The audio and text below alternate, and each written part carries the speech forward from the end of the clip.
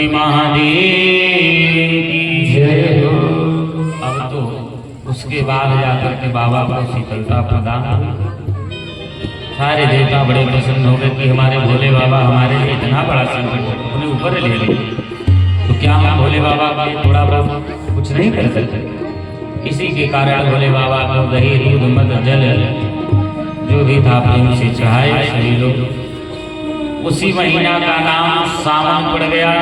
तभी सावन के महीना में सब लोग रुद्राभिषेक करते हैं ना, भोले बाबा को जल चढ़ाते हैं। एक महीना में 4 सोमवार 5 सोमवार जो पड़ता है, उस महीने का नाम सावन पड़ा।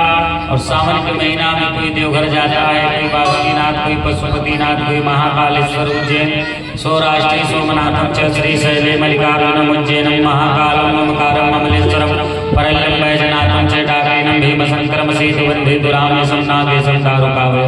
यह 12 ज्योतिर्लिंग का लोग दर्शन करने जाते हैं।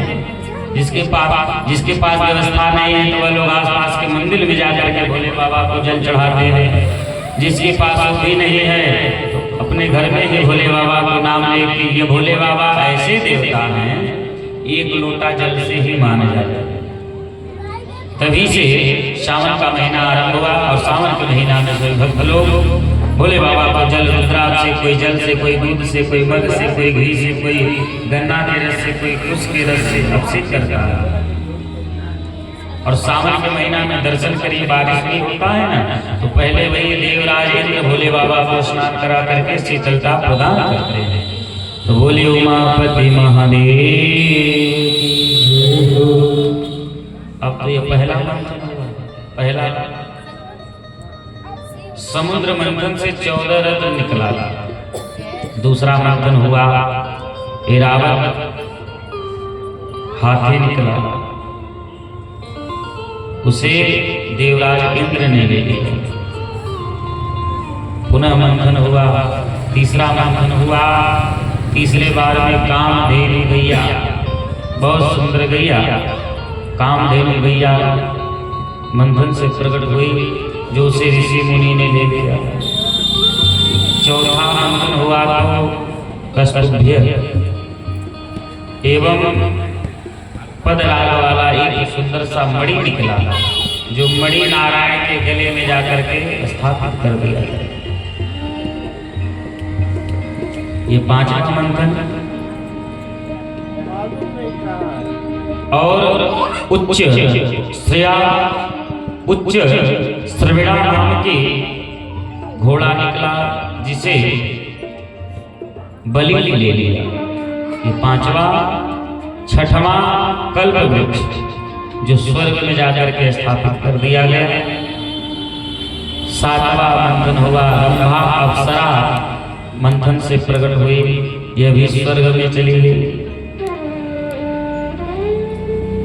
और 8वां बार जब मंथन हुआ तो अब की बार माँ लक्ष्मी प्रकट हो गई। भोले लक्ष्मी मैया की जय हो। अब जब लक्ष्मी मैया निकली तो दैत्य देवता सब लोग माँ लक्ष्मी को पाने के लिए पागल हो गए, बावले हो गए। भाई संसार में कोई ऐसा है कि जो लक्ष्मी को नहीं चाहता है? संसार में जितने लोग हैं सब लोग लक्ष्मी को चाहते हैं कि लक्ष्मी हमारे घर में आ जाए। भगवान ने देखा तो समझ गए कि ये तो लक्ष्मी के चक्कर में ये लोग मार ना कर लें, इसलिए नारायण ने उपाय बताया कि भैया आप चिंता मत करिए, ऐसे में बवाल हो जाएगा, आप लोग स्थान ले लेकर के बैठ जाइए और देवी जी के हाथ में माला दे दिया जाए। देवी जी को जो पसंद आएंगे उनके गले में माला पहना। मैया लक्ष्मी के हाथ में पुष्पों का माला दे दिया गया। पहले मैया ऋषि मुनि 3 लाइन लगा हुआ था, देवता, दैत्य और ऋषि मुनि का।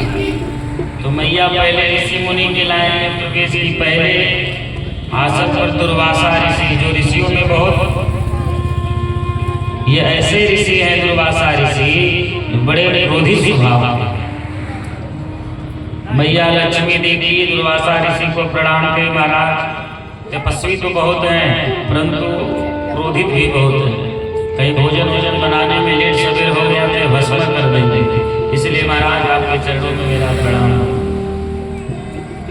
इधर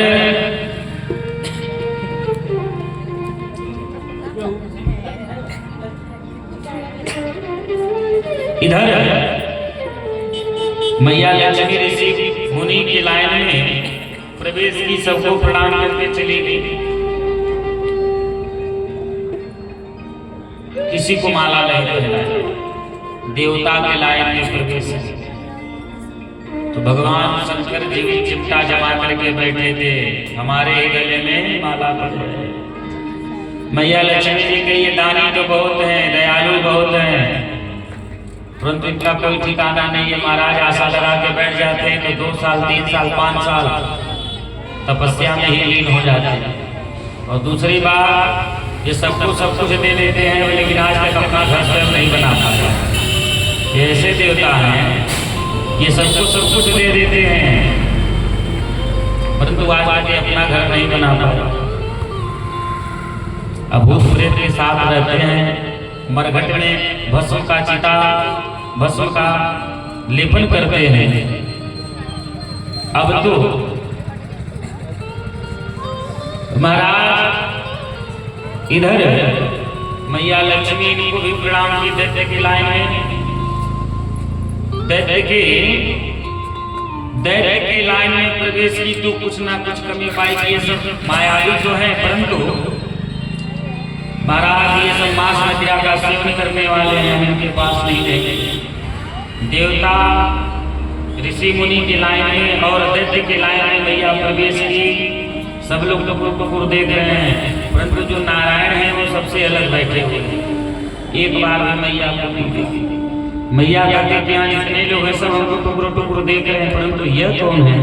एक यही है जो हमें देख नहीं रहे हैं। मैया पास में जाकर के देखी तो इनका नाम स्वरूप शांताकारं भुजगशयनं, सदैव शांत रहने वाला। मैया कही यही हमारे योग्य है। माँ लक्ष्मी ने नारायण के गले में पुष्प का हार और मैया लक्ष्मी नारायण के बगल में बैठ गई। तो बोले लक्ष्मी नारायण भगवान की। इस प्रकार से भगवान नारायण के संग में मैया लक्ष्मी तो नारायण की ही है, और मैया लक्ष्मी नारायण की पत्नी स्वीकार। अब तो महाराज इधर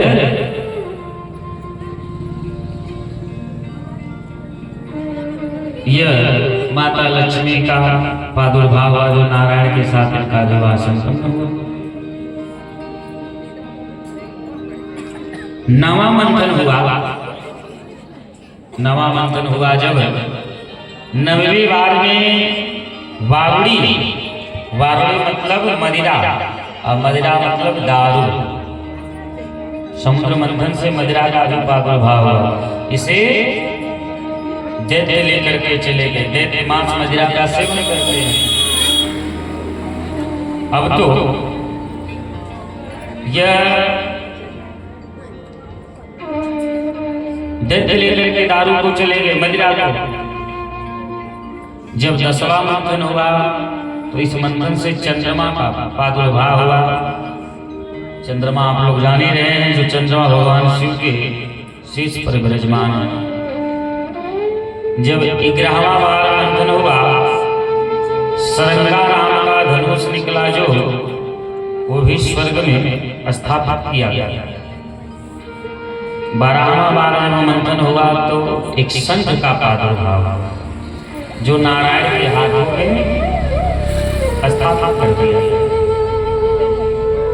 13वां बार मंथन हुआ तो धन्वंतरी भगवान प्रकट हो गए।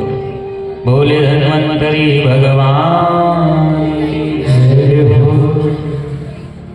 यह 13वां मंथन। और जब पुनः 14वां मंथन हुआ तो अमृत का कलश प्रकट हो गया। अमृत प्रकट हो गया। और जब अमृत प्रकट हो गया तो दैत्य और देवता आपस में झगड़ा करने लगे कि भैया हमें दो। उसी के चक्कर में उस अमृत से 4 बूंद कलसा, उस अमृत कलश से 4 बूंद पृथ्वी पर नीचे गिर जाता है। तो जब वो नीचे गिरता है तो हरिद्वार में, इलाहाबाद में, उज्जैन में और नासिक जाकर के जब यह अमृत गिरता है तो वह स्थान अमृतमय हो जाता है। वही कुंभ लगना आरंभ हो जाता है। अर्ध पूर्ण कुंभ, महा अमृत जो इस समय 26 फरवरी तक इलाहाबाद में गंगा बड़ी गोदावरी तीर्थ राज प्रयाग सबसे बड़ी अयोध्या नगरी जहाँ राम लिए तीर्थों के राजा प्रयाग को बताया जाता है। बड़ा ही सुंदर भाव दिया गया। तो जब अमृत ये 4 कुंभ गिरा, हरिद्वार, इलाहाबाद और उज्जैन नासिक में जाता है, जो यह 4 जगह कुंभ लगता है। अब की बार का कुंभ तो अद्भुत है। 2 पीढ़ी तो नहीं, तीसरे पीढ़ी में थोड़ा बहुत आशा है कि लोग देख सकते हैं। अब 144 वर्ष के बाद यह कुंभ लगेगा, महाकुंभ।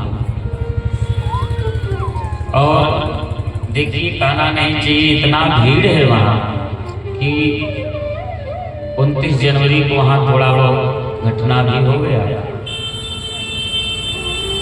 इसके लिए बड़ा दुख हुआ, परंतु लोगों को समझना चाहिए यहाँ कोई राजनीति की बात नहीं है, यहाँ समझने की बात है। थोड़ी सी मुंडे मतलब जितने कपड़ों ही उतने दिमाग। दर्शन करिए, हमारे घर में 10 लोग रहते हैं, उन्हें हम पूर्ण रूप से नहीं समझा पाते हैं, कुछ ना कुछ तो हो ही जाता है। इतना बड़ा कुंभ, महाकुंभ लगा हुआ है, व्यवस्था भी किया गया है। अब लोगों को तो ऐसा नहीं वहाँ यह करना चाहिए कि स्नान करिए, स्नान करके आप लोग निकले आइए, परंतु लोग वहाँ जा कर के विश्राम कर रहे हैं कि मानो जैसे सोए नहीं हैं। सोएंगे तो और कल्याण है। स्नान किए। अब आपको जो पता है कितना भीड़ है, तो रास्ते में सोना नहीं चाहिए। और प्रशासन के द्वारा और हमारे यशस्वी देश के हमारे मुख्यमंत्री, प्रधानमंत्री, उनके द्वारा व्यवस्था भी किया गया है, व्यवस्था बहुत किया गया है। परंतु अब किसी कारण देखिए, हर जगह ये सतयुग, त्रेता, द्वापर में भी ये दुष्ट रहते थे और इस कलयुग में भी।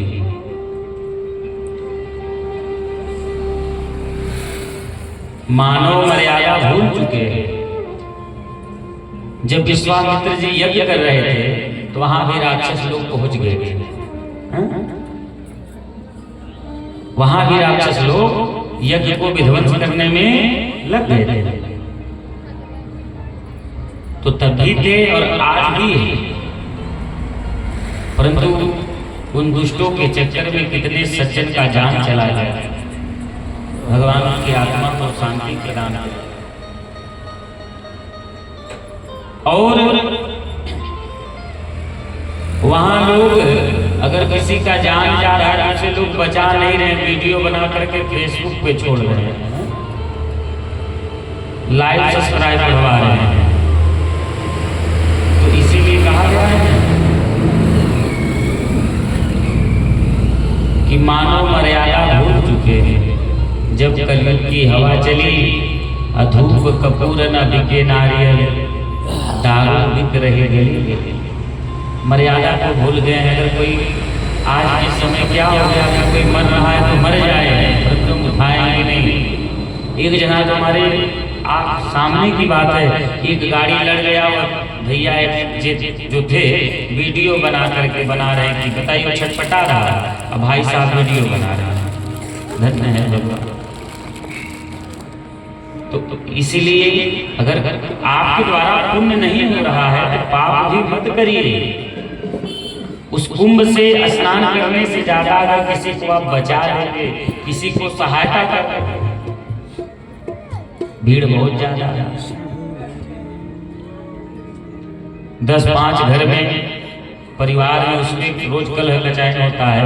इतना बड़ा कुंभ है, महाकुंभ, इतना व्यवस्था किया गया, उसके बाद भी अब टीका टपड़िया तो जब जब होई धर्म के हानि बाढ़ यशो चले अभिमानी, तब तब प्रभु मनुष्य से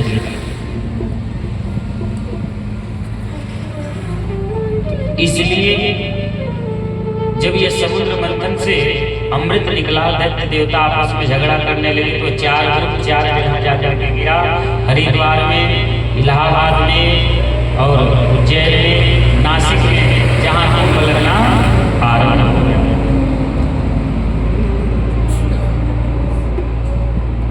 तो इसीलिए ये 4 जगह कुंभ लगता है और सभी भक्त लोग स्नान करने जाते हैं। गंगा बड़ी गोदावरी तीरथ राज प्रयाग, तीर्थों के राजा प्रयाग, गंगा बड़ी गोदावरी तीरथ राज प्रयाग, सबसे बड़ी अयोध्या नगरी जहाँ राम लिए। तो प्रयाग नगरी बसे संगम के तीरे,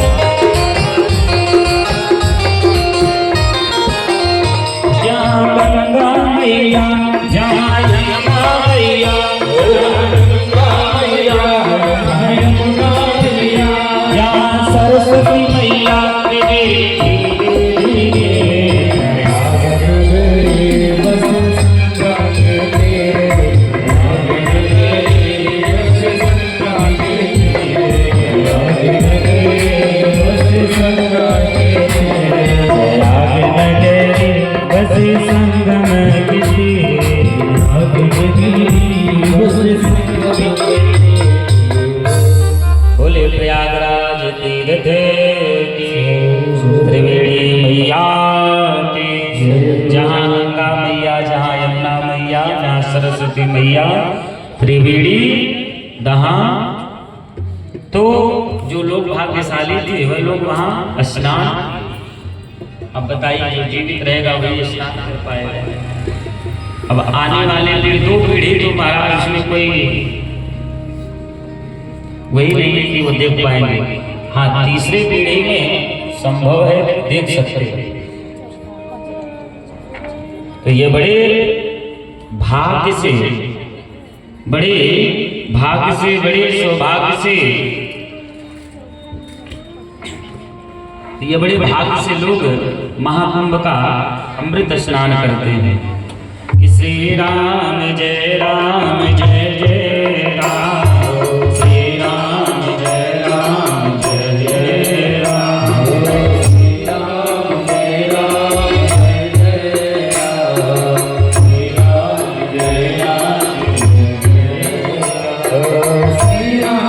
जय राम जय जय, श्री राम जय राम जय जय, श्री राम जय राम जय जय,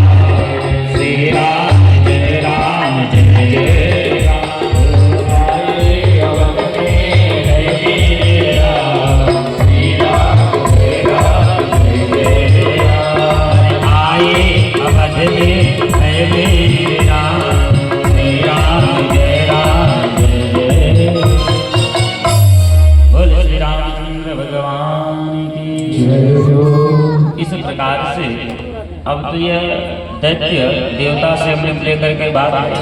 देवता सभी भगवान नारायण के पास पहुंचे कि प्रभु वर्ष लेकर के अमृत चले गए। भगवान ने कहा चिंता मत करो, चिंता मत करो, अमृत तुमको मिलेगा। भगवान ने बड़ा सुंदर रूप अपना बना लिए विश्व मोहिनी। अब दैत्य आपस में यहाँ झगड़ा कर रहे हैं कि भैया अमृत हम पिएंगे नहीं, हम सबसे पहले पिएंगे नहीं, हम पिएंगे। आपस में झगड़ा कर रहे थे। भगवान छैल छबीले मत वाला बन करके भगवान छमक छमक करते हुए पहुँच गए। अब यह दैत्य देखे कि हे भगवान, मैंने इतनी सुंदर स्त्री आज तक अपने जीवन में मैंने नहीं देखी, बहुत सुंदर। भगवान इसीलिए अपना विश्व मोहिनी रूप बना करके गए कि मुझे देख करके हमारे ऊपर मोहित हो। दैत्य देख करके कहते हैं कि हे देवी आप कौन हैं, कहाँ जा रहे हैं, और आप ही मेरे मार्गदर्शन करिए।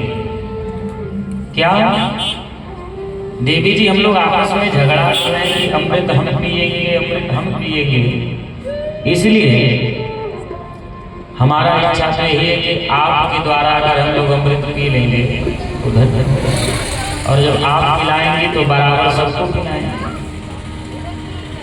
अब तो विश्व मोहिनी भगवान जो रूप बना करके आए हैं, कहते हैं कि तुम लोग इतने मूर्ख हो, तुम लोग कश्यप के संतान हो करके इतनी मूर्खता की बात करते हो। ब्राह्मण लोग स्त्री पर, जो स्त्री परिचित नहीं है, ब्राह्मण उस स्त्री पर विश्वास नहीं करते। और अभी हम कितना समय हुआ जो तुम हमारे ऊपर इतना विश्वास कर रहे हो। दैत्य कहें कि इतनी मीठी मीठी बात कर रही है तो मुझे पूर्ण रूप से पता चल गया कि आप बहुत उच्च कुल की हैं, बहुत पढ़ी लिखी हैं, तभी आप ऐसा चर्चा कर रहे हैं। अब मुझे पता चल गया कि आप कोई गड़बड़ काम नहीं करेंगे, तो मुझे पूर्ण विश्वास हो गया अब आपके द्वारा ही अमृत हम पिएंगे। भगवान ने कहा ठीक है, अगर तुम्हारी यही इच्छा है कोई बात नहीं। तब तक देवता भी पीछे से आने लगे। दैत्य ने कहा अरे देवी जी आप जल्दी से हमें अमृत पिला लीजिए। भगवान ने कहा क्यों? अरे ये हमारे देवता भाई आए हैं, सौतेले भाई हैं, और आप हमें अमृत पिला लीजिए। भगवान ने कहा विश्व मोहिनी भगवान ने कहा ऐसा है, अगर हमारे मत से आप चले तो हम आपको एक मार्गदर्शन बताना। दैत्य ने कहा हाँ बताइए। विश्व मोहिनी भगवान ने कहा ऐसा है, हमें दिख रहा इस घड़े में ऊपर ऊपर पानी है और भीतर इसके नीचे बढ़िया मलाई है, तो पानी देवता को पिला लेते हैं और बढ़िया मलाई आप लोग को पिला लेते हैं। अब तो दैत्य ने कहा, जितने दैत्य थे राक्षस कहे देवी जी आपका बात तो बहुत बढ़िया है, ठीक है। देवी जी कहती हैं, विश्व मोहिनी भगवान कहते हैं कि अगर आप उन्हें पानी पिला देंगे तो ये लोग कहेंगे कि हमें भी अमृत मिल गया। अब दैत्य ठीक है, सारे देवता लाइन लगा करके बैठ गए। विश्व मोहिनी भगवान सबको अमृत पान कराना आरंभ कर दिए, अमृत सबको पिलाना आरंभ कर दिए। परंतु उसमें एक दैत्य था, जो दैत्य था सूर्य चंद्रमा के बीच में स्वरभानु नाम का, वो जो दैत्य था स्वरभानु नाम का दैत्य सूर्य चंद्रमा के बीच में आकर के उसने भी अमृत पी लिया। उसे पता चल गया था ये कोई साधारण व्यक्ति नहीं है, ये नारायण ही है। इसलिए अरे छलिया से दिल जो लगाएगा, या मैं जानो या तो मैं जानो,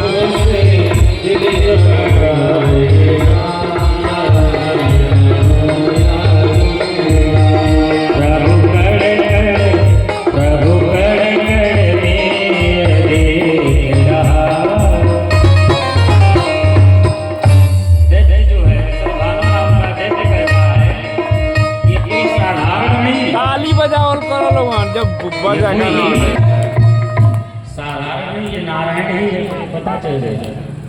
उसी समय महाराज स्वरभानु नाम का दैत्य सूर्य चंद्रमा के बीच में जाकर के बैठ करके अमृत पी लिया। जब अमृत पी लिया वही अमर हो गया। सूर्य चंद्रमा ने कहा सरकार ये देवता नहीं दैत्य है। भगवान ने स्वरभानु नाम का दैत्य का शीश ही चक्र से काट दिया। शरीर अलग शीश अलग जाकर के गिर गया। उसी समय वह अमृत पी चुका था, इसलिए वह अमर हो गया था।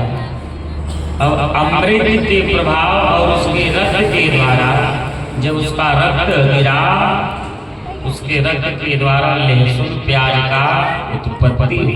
क्या बात है। जब वह स्वरभानु नाम का शीश कटा तो अमृत पी चुका था, वह अमृत पी चुका था। इसी के कारण रक्त और उसके अमृत के प्रभाव से लहसुन प्याज का उत्पत्ति हुई।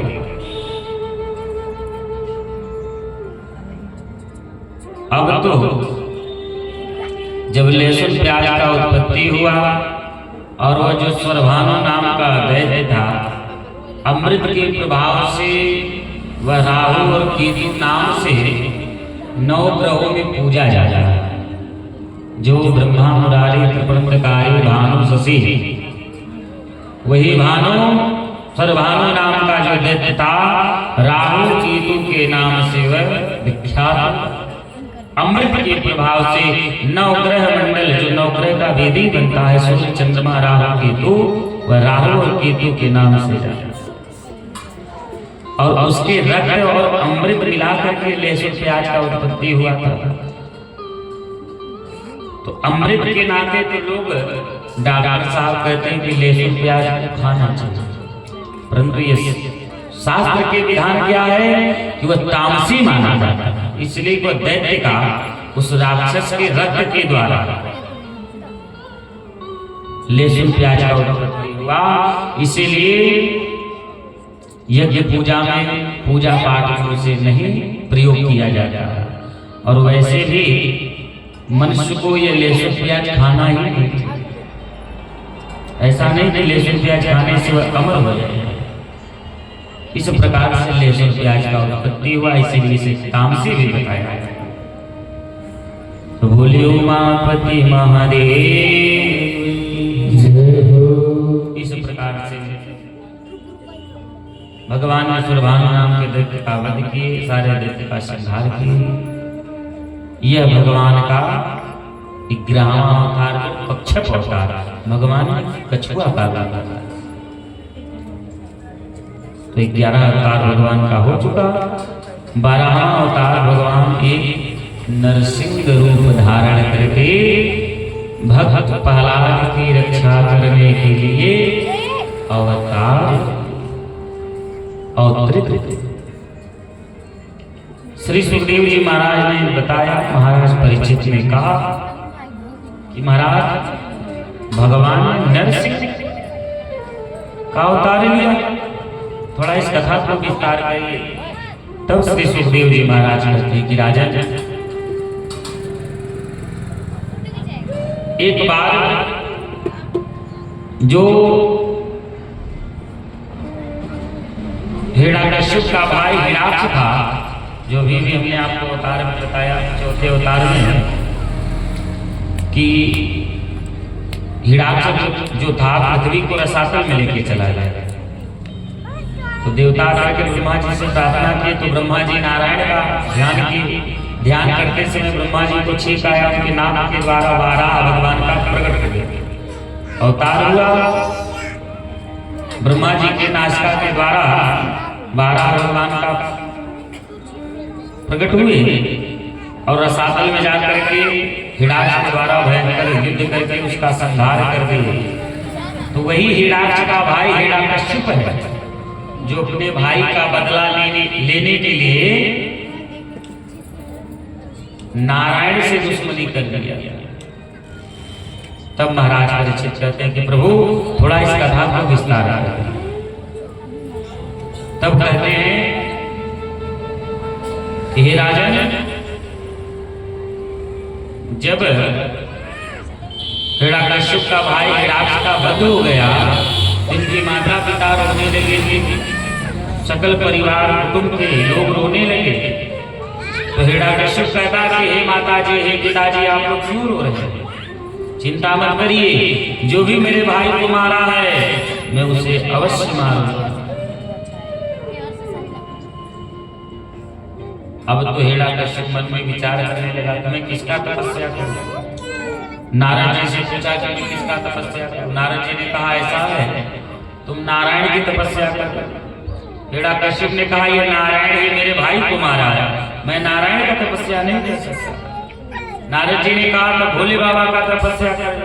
हिरण्यकश्यप ने कहा ये तो ध्यान मग्न हो जाते हैं तो नेत्र खोलते नहीं, वर्षों बीत जाता है। तब नारद जी ने कहा कि मेरे पिताजी का ध्यान कर लीजिए, आप तपस्या करिए ब्रह्मा जी का। तब जाकर के हिरण्यकश्यप संकल्प ले लिया, जब मैं भयंकर तपस्या करके वरदान मुझे प्राप्त हो जाएगा, मुझे बल मिल जाएगा, तब मैं नारायण को मारूंगा। तो भाई का मरना सुन करके, अरे भाई का लोभ बल बड़ा, कुछ सोच समझ कर हिरण्यकश्यप घर से तप करने निकल। भाई का मरना सुन करके भाई का लूह खून उबल पड़ा, अब कुछ सोच समझ करके हिरण्यकश्यप घर से तप करने निकल पड़ा। घर से तपस्या करने के लिए निकल गया, और तपस्या भी कोई साधारण नहीं महाराज, भयंकर 12 महीना का तपस्या। हिमालय पर्वत पर जा करके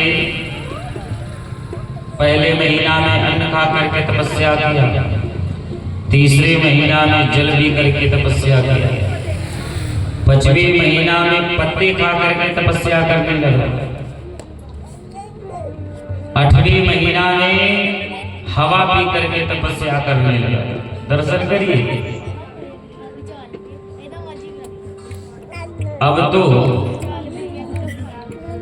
8वें महीना में हवा पी करके आयु पी करके तपस्या करने लगा, 10वें महीना में हवा को भी परित्याग कर दिया, 11वें महीने में एक पैर पे खड़ा होकर के ओम नमो ब्रह्मदेवाय, ओम नमो ब्रह्मदेवाय, ओम नमो ब्रह्मदेवाय, ओम नमो ब्रह्मदेवाय, ओम नमो ब्रह्मदेवाय। 12वें महीने में वह अपने सांस को रोक करके, अपने प्राण को, अपने सांस को रोक करके भयंकर तपस्या करने लगा। इतनी भयंकर तपस्या करने लगा, उसके शरीर पे जो मांस था वह गलने लगा, कट कट के गिरने लगा। इतनी भयंकर तपस्या, मानो पूरे संसार का सांस ही रुक जाएगा, इतनी भयंकर तपस्या की। जिस प्रकार से थोड़ा से हल्ला होता है तो लोग परेशान हो जाते हैं, उसी प्रकार से वह सांस रोक करके भयंकर तपस्या कर रहा है। जिस प्रकार से किसी के अगर लिंटर पे, किसी के द्वार पे अगर यह हारन बांधा गया है और हारन का आवाज जा रहा है तो उन्हें बड़ा तकलीफ होता है, हमरे को ये बजे तो। परंतु भैया और वो भाग्यशाली है कि जो आपके गांव में या आपके द्वार पे भगवान की कथा का ध्वनि जा रहा है, शंख बाजे बलाए भागे, शंख बजता है वह जो आपके अगल बगल बाधाएं हैं वह भाग जाते हैं, भगवान की कथा होता है, वह स्थान पवित्र हो जाता है, ये स्थान धाम बन गया है, तीर्थ बन गया है। इसलिए आपको खुश होना चाहिए कि मेरे द्वार पे भगवान की कथा मेरे नहीं आ पा रहे हैं, आलसी हो गए हैं, तो कान में तो कम से कम पहुंच रहा है। परंतु कुछ लोग ऐसे हैं कि भैया बहुत तकलीफ हो रहा है, हल्ला बहुत हो रहा है, ग्राहक नहीं आ पा रहे हैं, कितना कमाएंगे सरकार। जब आपके भाग्य में रहेगा तो हारण नहीं, कुछ भी हो, आप कहीं भी रहिए, घर घर दुकान बंद करके रहेंगे तो फोन जाएगा कि सरकार कहाँ है आप, आइए हमें सामान दीजिए। और जब आपके भाग में नहीं रहेगा, रोज एक दुकान पे बैठे रहेंगे, कुछ होने वाला नहीं है। बिन मांगे मोती मिले, मांगे मिले ना भी, मांगेंगे कितने मिलेगा। दाता एक राम है, भिखारी सारी दुनिया। अजगर करे ना चाकरी, पंछी करे ना काम। अजगर पंछी कोई चाकरी नौकरी नहीं करते हैं, तब भी उनका पेट भरा रहता है, संतुष्ट रहते हैं। अब मनुष्य जितना कमाता है उतने इसका पेट खाली है, मन नहीं भरता। मनुष्य अजगर करे ना चाकरी, पंछी करे ना काम। कोई चाकरी नौकरी नहीं करते हैं अजगर पंछी, जीव जंतु, परंतु उन्हें खाने के संतुष्ट रहते हैं। अब मनुष्य रात दिन मेहनत करने के बाद भी उनका पेट नहीं भरता। बताइए,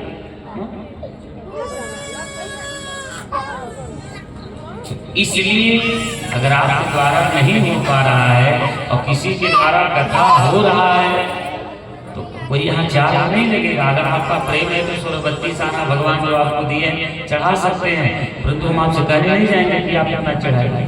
हाँ, हमारा आप जजमान जी से बन सकता है। तो आपको केवल भगवान की कथा को सुनना है, ये भी नहीं कि आप भीग रहे हैं। व्यवस्था इतना जजमान जी किए हैं, भगवान की कथा को सुनना है। जीवन भर तो सोना ही है, एक दिन सो करके चल भी जाएंगे आप, और आप नहीं, हम भी जाएंगे। हम भी अपनी करके नहीं जाएंगे। मरने का मुझे गम नहीं, आसमान ये संसार है, आएगा सो जाएगा, यही जग का व्यवहार है। जो आया उसे जाना है, उसमें कोई संशय नहीं। अगर किसी के माध्यम से भगवान की कथा का उपलब्धियां हो पा रहा है तो आप कथा याद करके सुनिए। थोड़ा बहुत अगर आपके जीवन में 9 दिन की कथा में अगर थोड़ी सी बात अगर आपके जीवन में उतर गया तो आपका जीवन बदल जाएगा सरकार।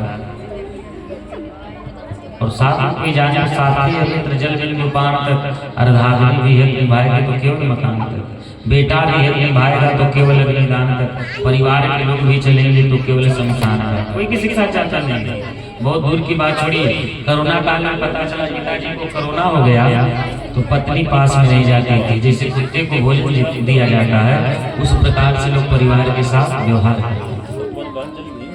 तो इसीलिए जब आप सब कुछ जान लें उसके बाद कम से कम हमने मानव जन्म तुमको हीरा दिया, तुमने वृद्ध गवाया, तो मैं क्या करूं? अन्य दूध आदि खाने को मैंने दिया, मेवा मिष्ठान हमने पैदा किया, मैंने मानव जन्म तुमको हीरा दिया, परंतु मांस मदिरा खाने में कितना आनंद आता है। जैसे आप किसी को मार करके खा रहे हैं ऐसे आपको भी मारा जाएगा, क्योंकि उनके दिल दुखवा तो दुखवा करी तो आगे कभी कभी पड़ पड़ी। अगर आज आप किसी को तकलीफ दिए हैं तो कल आपको भी तकलीफ देने वाला जन्म ले लेगा। और आज हमारी कल तुम्हारी, देखो भाई बारी बारी सबका समय आता है। समय समय सुंदर, समय समय बड़े बलवान। इसलिए शास्त्र पुराण आपको चेतावनी देता है कि आप सावधान हो जाइए, सतर्क हो जाइए, अच्छा कर्म करिए। जीवन भर तो पाप आपसे, हर प्राणी से रोज पाप होता है। चलते समय चोटी आप मार देते हैं, पैर से दब करके मर जाते हैं, 84 लाख में आती है। माताएं झाड़ू लगाते समय ध्यान नहीं देती, ठंडा का समय चल रहा है, खूब लकड़ी जला जला करके लोग कौड़ा काटते हैं। उसमें कितने जीव जंतु रहते हैं, छोटी छोटी चूटियां मकौड़े जो जल जाते हैं। तो आपसे पाप जो होता है तो ये पाप कटता कैसे? भगवान की कथा सुनने से, दान करने से।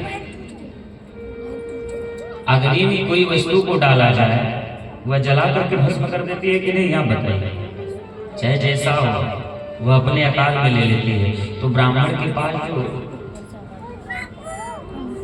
आप दक्षिणा दी, मान लीजिए आप 11 रुपया यहाँ चढ़ा दिए, तो आपने तो 11 रुपया चढ़ाया, परंतु आपके द्वारा जो अपराध हुआ था, जो पाप हुआ था, जरूरी नहीं कि किसी को गोली मार करके मारे तो यही अपराध है। अपराध तो अपराध होता था, हत्या तो हत्या। आप चलते समय बैठते समय आप ध्यान नहीं दी, कितनी चोटी दब करके खत्म। अगर हो सके तो आप उनको देख करके बगल से हट करके चले जाइए, बगल बैठ जाइए। तो जो आप ब्राह्मण को दान देते हैं और शास्त्र ये भी कहता है कि ऐसे तैसे ब्राह्मण को भी दान मत दीजिए कि जो सार्थक ना हो। दान इस ब्राह्मण को, ऐसे ब्राह्मण को दीजिए कि जो सार्थक हो, जो उसके योग्य हो। पता चले पीने वाले पंडित जी को दक्षिणा दे दिए, दान दे दिए, पी करके गया तो पत्नी को मारा, बाल बच्चे को मारा, ऐसा दान देने से आपको पाप ही लगेगा। इसलिए दान उस व्यक्ति को दीजिए कि जो आपका दान सार्थक हो, नहीं तो आपको भी दंड मिलेगा। तो आप जो ब्राह्मण को दान देते हैं वह अग्नि का स्वरूप है। आप 11 रुपया दान की, आपके साथ जो पाप आया अग्नि में जल करके स्वाहा। तो ब्राह्मण का जो ये स्वरूप है अग्नि का स्वरूप है। ब्राह्मणोस्य मुखमासी,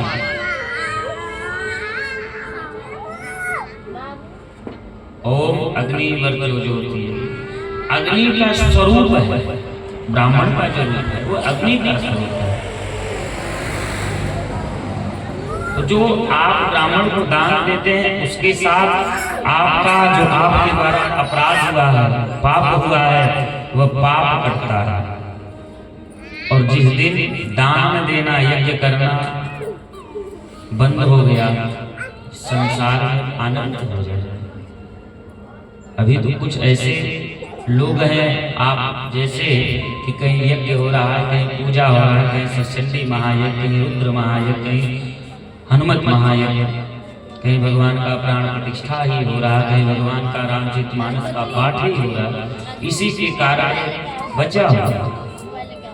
नहीं तो राम जन्म में दूध मिले, कृष्ण जन्म में घी, कलयुग में दारू मिले, मत पी मत पी मत पी। इसलिए भगवान ने मानव तन दिया है तो इच्छा कर।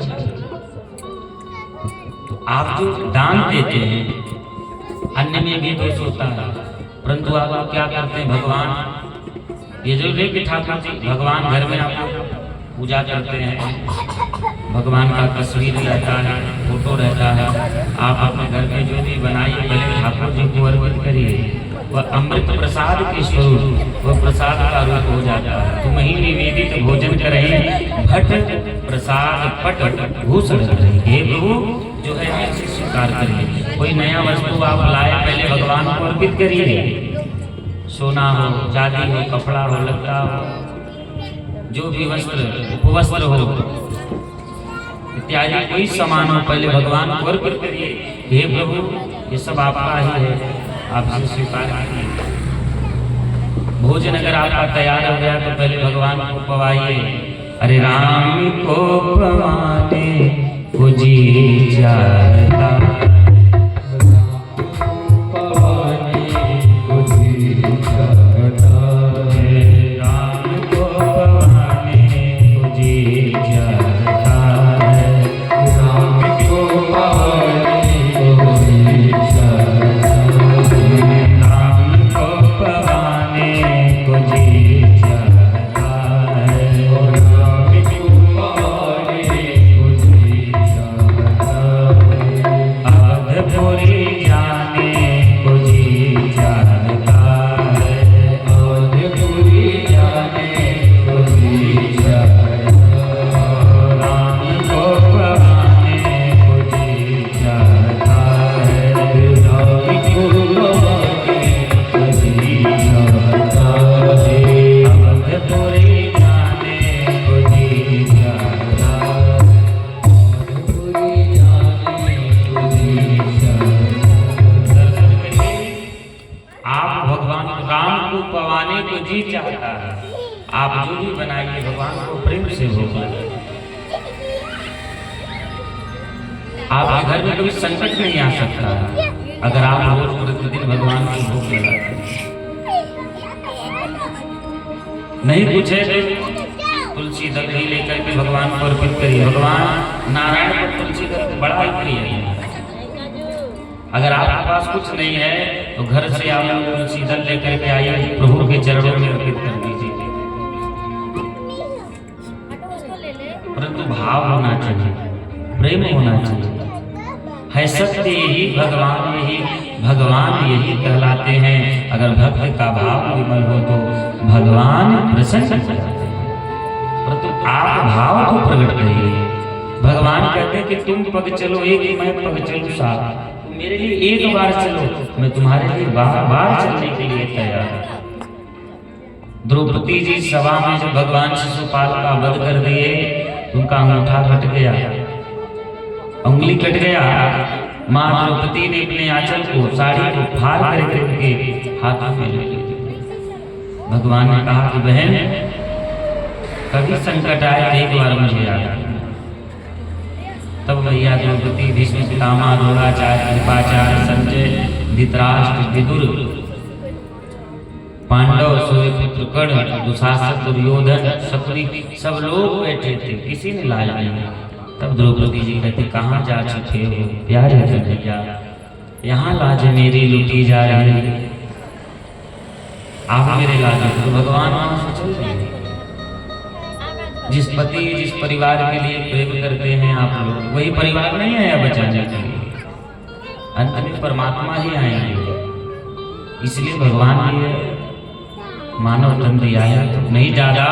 भगवान सुबह रात्रि मिलाकर के 24 घंटा का समय, परंतु किसी के पास समय नहीं कि 20 मिनट, आधा घंटा, 1 घंटा भगवान का स्नान ध्यान करके एक माला जप भी कर रहे। राम की महिमा बहुत बताई गई। भगवान का नाम लेने से आपका जीवन सुधर जाएगा।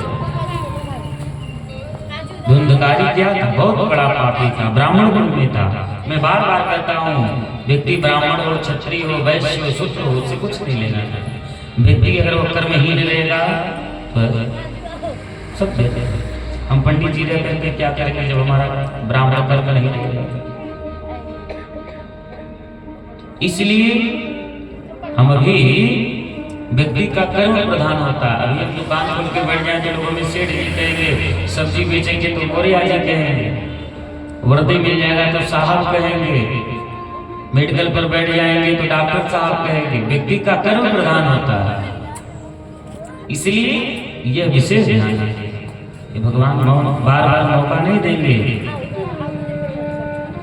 हम आपसे ये भी नहीं कहेंगे कि आप परिवार छोड़ दीजिए, भाई को छोड़ दीजिए, पिता को छोड़ दीजिए। जितना प्रेम भगवान परिवार से करते, थोड़ा से प्रेम भगवान से कर लेंगे, आपका जीवन बहुत ज्यादा नहीं, 2-4 महीना करके देख लीजिए। नियम का पालन बना लीजिए कि मुझे रोज सुबह उठ करके सारे क्रिया से धो करके मुझे स्नान ध्यान करके भगवान का एक माला जप करना है। देखिए आपका जीवन बदल जाए। तो करना कोई नहीं चाहता है। सुबह हुआ कोई स्नान किया नहीं, वैसे भोजन कर लिए, भगवान को दिए नहीं, वैसे चल रही, एक ही वस्त्र कई दिन पहने हुए, ये सबसे बहुत बड़ा दोष लगता है। ये सब चीजों को विशेष, आप दूध से दही बनता है, दही से घी तैयार होता है, परंतु दूध को जमाना जलाना पड़ता, जमाना पड़ता, जमाने में मंथन करना पड़ता, तब जाकर घी प्रकट करता है। इसी प्रकार से हमारे परमात्मा हैं। पहले अपने जीवन को मंथन करिए, अग्नि की ज्योत में से जलाइए। पता चला 3 दिन कथा सुनने आए, चौथे दिन तबीयत खराब हो, हे भगवान हमने कथा सुनने के लिए गए, तबीयत खराब हो गया, अब नहीं जाएंगे। हो सकता है कि आप उस दिन आपको बहुत बड़ा संकट आने वाला था कि जो तबीयत खराब होकर के ही रह यह है। इसलिए व्यक्ति को विशेष रूप से ध्यान देना चाहिए। आप या हम पैसा, संपत्ति, परिवार को लेके नहीं जाएगा, सब कुछ यही रह जाएगा। जो तूने कमाया है वो दूसरा ही खाएगा। आप बटोर करके रखते हैं। आज की घटना है, हमारे क्षेत्र के बड़े अच्छे ब्राह्मण थे, 4-5 किलोमीटर के रेंज पे रहते थे। उन्हें एक पे भगवान ने संपत्ति भी दिया था, भगवान का पूजा पाठ भी करते थे। फेसबुक पर आ जाया, व्हाट्सएप पे लगा रहे थे कि हमारे चाचा जी आज नहीं, तो पंडित जी के घर वाला एक बैग हटा अटैक आ गया। अब बताइए, जो पैसा बटोर करके रखे थे क्या साथ मिलेंगे? पैसा भी बहुत है, परंतु वो पैसा में लेकर के नहीं देंगे। मान मेरा कहना नहीं तो पछताएगा, और माटी का खिलौना माटी में मिल जाएगा। 5 तत्व से यह शरीर बना है सरकार, और उसी में पुनः मिल जाना है। पैसा कमाना जरूरी है, परंतु इतना भी है वो भी जरूरी पर है सब। इतना जरूरी नहीं है कि वो पैसा से ही सब काम है, वो भी जरूरी पर सब कुछ नहीं है पैसा। आज उनका पैसा संपत्ति सब कुछ ही रह रहा है। क्षणिक मात्र में पर परिवार समस्त लोग जाएंगे, शमशान घाट पर छोड़ करके चले जाएंगे। तो भैया संसार में कोई किसी का है नहीं। प्रेम करिए परिवार से, परंतु थोड़ा से समय भगवान के लिए निकालिए।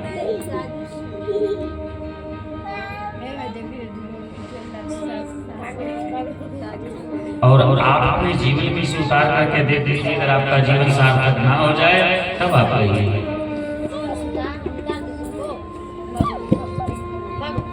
इस प्रकार से यह हिरण्यकश्यप जाकर के भयंकर तपस्या कर रहा है। अब संसार का मानो जैसे सास ही सारे देवता आकर के भगवान के पास कहने लगे कि प्रभु ये कौन इतना भयंकर तपस्या कर रहा है कि जो मानो पूरे संसार का साथ ही रुक गया है। तब नारायण ने कहा कि हिरण्यकश्यप, हिरण्याक्ष का भाई, हिरण्याक्ष का भाई हिरण्यकश्यप, यह हिरण्यकश्यप भयंकर तपस्या कर रहा है हमसे लड़ने के लिए, हमसे युद्ध करेगा। पृथ्वी मैया कहती है प्रभु अनर्थ हो जाएगा, आप अवतार लीजिए। भगवान ने कहा चिंता मत करिए, समय जब होगा तो हम अवश्य आ जाएंगे। अभी इसका पाप भरा नहीं। लोग पाप करते हैं, चोरी करते हैं, झूठ बोलते हैं, परंतु वह पाप का घर ज्यादा दिन तक चलता नहीं है। लोग कहते हैं महाराज जी पूजा पाठ करते हैं, भगवान की भक्ति भाव में रहते, बहुत परेशान रहते हैं। माँ शिवरी पूजा नहीं करती थी, वो भी परेशान है, परंतु जब राम जी आए उनका जीवन धन्य हो गया। ध्रुव जी नहीं परेशान थे, 5 वर्ष में तपस्या के परेशान थे। माता ने पिता का गोद से उठा करके भगा दिया, परंतु ध्रुव जी को विश्वास था आज नहीं तो कल मेरे ऊपर भगवान अवश्य कृपा करेंगे। नारद जी को गुरु बना दिए, परंतु उन्हें विश्वास था कि मुझे भगवान अवश्य मिलेंगे, मेरे संकट को अवश्य दूर करेंगे। तो जब भगवान के प्रति विश्वास हो जाएगा तो कोई संशय ही खत्म, सारा संशय खत्म हो जाएगा। और जब विश्वास नहीं रहेगा तो भगवान सामने होंगे, आप परिचय देना पड़ेगा कि आप कौन हैं। एक संत जी थे, वह रोज भौरी, संत का भोजन ही भौरी लिट्टी होता है, भौरी बना करके रखते थे, घी का लेपन लगा करके। एक कुत्ता आता था, देख करके चला जाता था। रोज प्रतिदिन ऐसे संत जी देखते गए। एक दिन संत जी को भौरी बनाने में थोड़ा विलंब हुआ, भौरी तो बन गया था परंतु उसमें घी नहीं लगा था। उस दिन वह कुत्ता आया, बिना घी का भौरी मुख में दावा लेके भागने लगा। अभी आपका कोई वस्तु लेके भागे, पीछे से लाठी लेके भागेगा, परंतु वह पीछे से संत जी कटोरा लेकर के, कटोरा में घी लेकर के भागने लगे। उस कुत्ते में भगवान नहीं थे, लेकिन दर्शन करिए। संत जी पीछे से क्या कहते हैं कि हे प्रभु, रोज हम घी का लेपन लगा करके रखते थे, आप नहीं खाते थे, और आज तो बिना घी का लेपन कैसे? थोड़ा सा समय दीजिए, उसमें घी लगा दे, उसके बाद आ जाइए। उसमें भगवान नहीं थे, लेकिन भगवान कहते कि मेरा भक्त मुझे जहाँ जहाँ देखेगा मैं वहीं प्रकट हो जाऊंगा। कि हरि व्यापक सर्वत्र समान,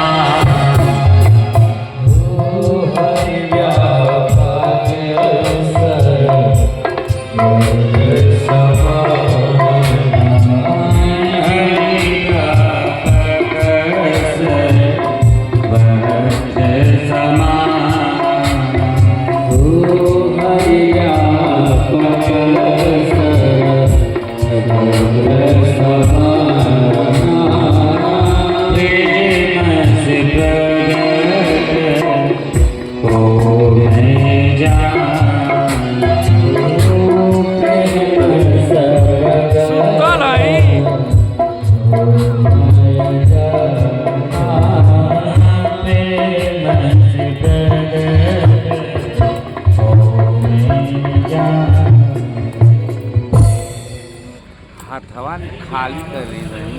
अच्छा भगवान कहते हैं, ये शंकर जी कहते हैं सारे देवताओं से, जब एक बार ये हुआ तो भगवान के पास चले तो भोले बाबा ने कहा पास जाने की जरूरत नहीं है, भोले बाबा को आप जहाँ बुलाएंगे वह नारायण को जहाँ बुलाएंगे नारायण वहीं आ जाएंगे, केवल आपको बुलाने का भाव होना चाहिए। उस कुत्ते में भगवान नहीं थे लेकिन भगवान प्रकट हो गए, इसलिए कि आप मुझे जहाँ देखेंगे मैं वहीं आप मुझे पाएंगे। संत की दर्शन पा करके धन्य हुए, तो पता नहीं कि स्वरूप में आकर नारायण मिल जाएगा और निर्मल मन के दर पर राम का दर्शन। भगवान के स्वरूप में कहाँ आ जाए कोई नहीं जानता, इसीलिए कहा गया है सत्य यही भगवान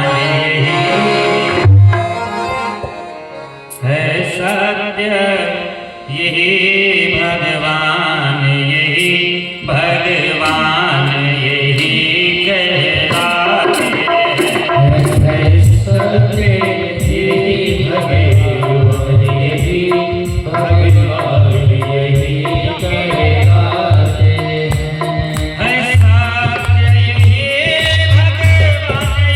कहलाते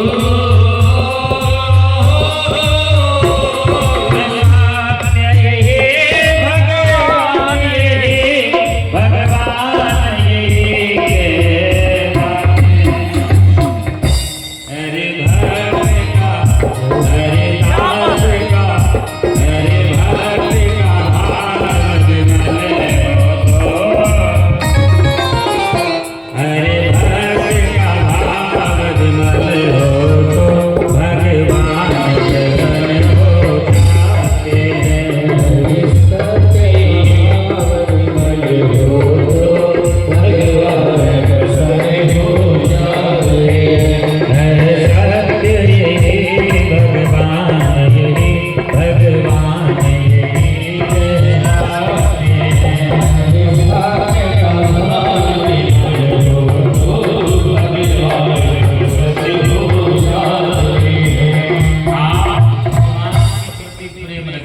सत्य यही भगवान यही भगवान यही कहलाते हैं, और भक्ति का भाव विमल हो तो भगवान प्रसन्न हो। अब तो इधर भगवान से पृथ्वी मैया कहते हैं, तब भगवान कहते चिंता मत करिए, अभी इसका पाप भरा नहीं है, पाप किए धन होत है, रहे वर्ष 10-20, अब पुण्य किए धन होत है, नाती पूत सही। पाप का धन 10 साल 20 साल 30 साल उससे ज्यादा अगर हो गया तो आने वाले पीढ़ी में जो संतान होंगे वह हमारा कनिष्ठ हो, मदिरापान करने वाले जो पिता का संपत्ति नष्ट कर देंगे, और जो धर्म का कमाया हुआ मेहनत का कमाया हुआ उसमें नाती पूत सहित सब लोग उसका सुख भोग करेंगे।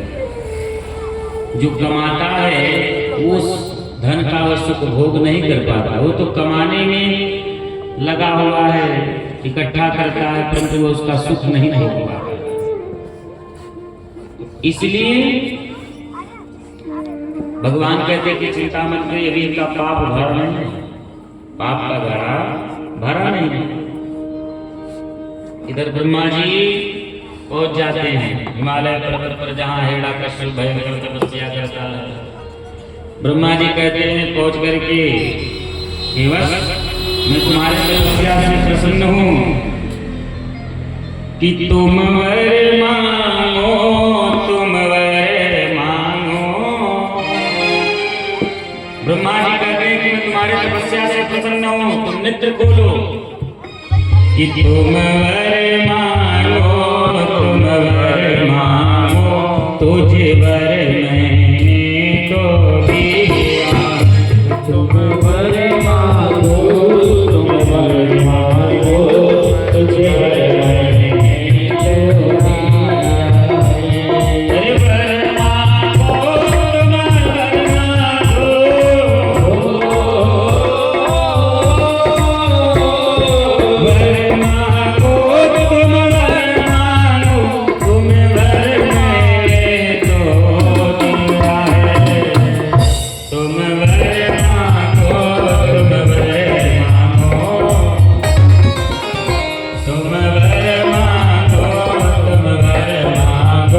तुझ घर मैंने तो दिया है, तुम वर मांगो तुम वर मांगो, तुझ घर मैंने तो दिया है, तुम वर मांगो तुम वर मांगो, तुझ घर मैंने तो दिया है। अब तो हिरण्यकश्यप ने लेने को बोला तो सामने ब्रह्मा जी को देख करके प्रणाम किया। धन्य है तो ब्रह्मा जी कहते हैं कि तुम्हारे तपस्या से प्रसन्न हो तो मुझसे वरदान मांग लो। तब उसी समय हिरण्यकश्यप कहता कि आप मेरे तपस्या से अगर प्रसन्न हैं तो आप हमें अमर कर दीजिए। ब्रह्मा जी ने कहा भैया जब मैं खुद नहीं अमर हूं तो मैं अमर से कहां कर दूंगा। हिरण्यकश्यप कहता कि आप मुझे अमर कर दीजिए। ब्रह्मा जी ने कहा भैया मैं स्वयं अमर नहीं हूं तो मैं तुम्हें कहां से अमर कर दूं, इसके बदले में कुछ और मांग लो। तब हिरण्यकश्यप कहता है ठीक है, मैं ऊपर ना मरूं, नीचे ना मरूं, भीतर ना मरूं, बाहर ना मरूं, अस्त्र से ना मरूं, शस्त्र से ना मरूं, मानव से ना मरूं, ना नर से मरूं, ना सिंह से मरूं, यहां तक साल के 12 महीने में भी ना मरूं। इतनी भयंकर तपस्या मांग लिया। ब्रह्मा जी ने कहा भैया तूने घुमा फिरा करके वही वरदान मांग लिया अमर होने। तब हिरण्यकश्यप कहता है अरे देना है तो वर दे दो, अरे वरना मुझसे तुम बात करो, अरे देना है तो वर दे दो, अरे देना है तो वर दे दो, वरना मुझसे तुम बात करो, देना है तो वर दे दो, वरना मुझसे तुम बात करो, अरे देना है तो वर दे दो, वरना मुझसे तुम बात करो, अरे देना है तो वर दे दो, वरना मुझसे अगर तुम्हारी इच्छा यही है। हिरण्यकश्यप कहता कि लग रहा है कि हमारा तपस्या भी पूर्ण रूप से बढ़िया से हुआ, कोई कमी है, तुम तपस्या पूरा कर ले। ब्रह्मा जी ने कहा भैया आज तक कोई ऐसा वरदान नहीं मांगा। हिरण्यकश्यप ने कहा सरकार तो आज तक ऐसा कोई तपस्या भी नहीं किया, वरदान कहां से मांगा। ब्रह्मा जी ने कहा तथास्तु। अब जो ही यह पद पाया दक्ष प्रजापति की तरह यह अभिमानी हो गया। व्यक्ति को जब पद मिलता है तो अभिमानी हो ही जाता है।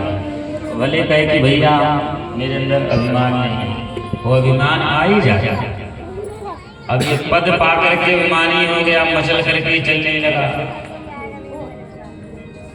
स्वर्ग में पहुंचा। स्वर्ग में जब सारे देवता देखे तो सब लोग वहां से भाग गए। इंद्र के सिंहासन पर जाकर के बैठ करके राज करने लगा। आदेश दिया कि अब इस संसार में नारायण का पूजा नहीं होगा। अब इस संसार में केवल एक ही भगवान है। कौन? हिरण्यकश्यप भगवान। अब इस संसार में देवी देवता का पूजा नहीं होगा।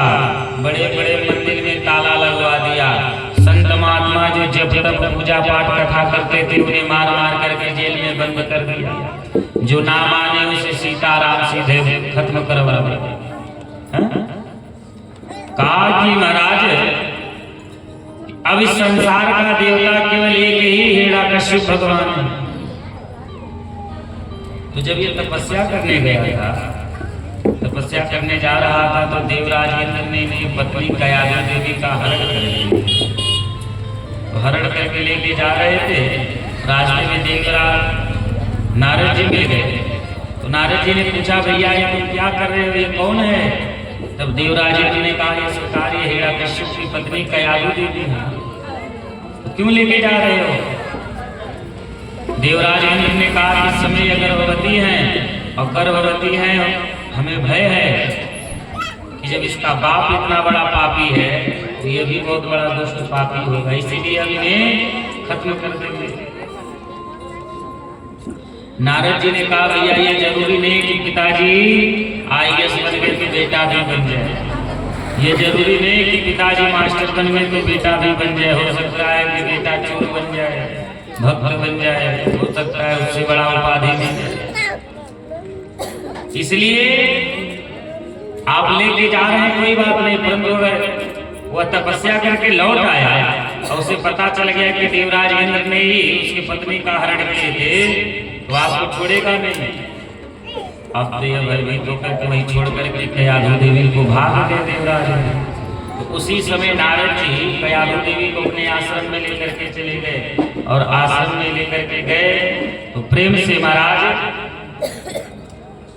भगवान की कथा को सुनाना आरंभ कर दिए। भगवान की कथा को कयाधु देवी सुनने लगी और जो माँ के गर्भ में संतान पल रहा था वो भी भगवान की कथा को प्रेम से सुनने लगी। माँ के गर्भ में जब बालक कुछ महीने का हो जाता है तो आवाज सुनना आरंभ कर देता है। आप जो बात करते हैं वह सब सुनता है और माँ के गर्भ में टहलना घूमना आरंभ कर देता है। और शौक में नहीं घूमता, उसे तकलीफ होता है कि प्रभु आप हमें यहाँ से गंदगी से बाहर निकालिए, मुझे यहाँ बहुत तकलीफ हो रहा है। तो माँ के गर्भ में जब बालक रहता है तो कहता है कि आप मुझे बाहर कर दीजिए। तो भगवान कहते हैं कि तुम बाहर जाके करोगे क्या? बालक कहता कि आप जो कहेंगे मैं सो करूंगा। तब भगवान कहते हैं कि वहां जाकर के तुम भजन करना, भगवान का चिंतन करना, माता पिता का सेवा करना।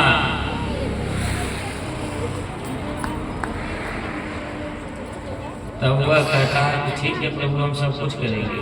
जैसे चोर को सिपाही पकड़ के ले जाते हैं और जब वो पकड़ा जाता है तो कहते हैं कि चोरी करोगे तो भय के नाते कहता हम चोरी नहीं करेंगे, परंतु जो ही वह छुटता है फिर वही काम करता है। तो माँ के गर्भ में जब बालक रहता है कहता है आप मुझे बाहर कर दीजिए, जो आप कहेंगे सो मैं करूंगा, परंतु कब तक? जब तक भगवान। तो माँ के गर्भ में जब बालक गर्भ से बाहर आता है तो उसका पहला शब्द क्या होता है जानते हैं आप लोग? बालक का पहला शब्द होता है जब भूमि जमीन पर जन्म लेता है इस संसार में तो क्या क्या करके रोता है ना। तो जब वह रोता है कि हे प्रभु मैं कहाँ आ गया, जब भूमि पर पृथ्वी पे जन्म लेता है इस संसार मृत्युलोक में उसे माया घेर लेती है। तो अच्छा ये बताइए कितने लोग बैठे हैं जो अपने बच्चों को ये सिखाते भैया को सीताराम राधे श्याम नारायण, कोई है जो सिखाता हो? ये कोई नहीं सिखाता कि भैया को सीताराम राधे श्याम। ये सब लोग जानते हैं क्या सिखाते हैं? बालक थोड़ा से बड़ा हुआ तो लाला हमारे सबसे पहले का बोले जाएंगे ना ना ना ना ना ना ना ना।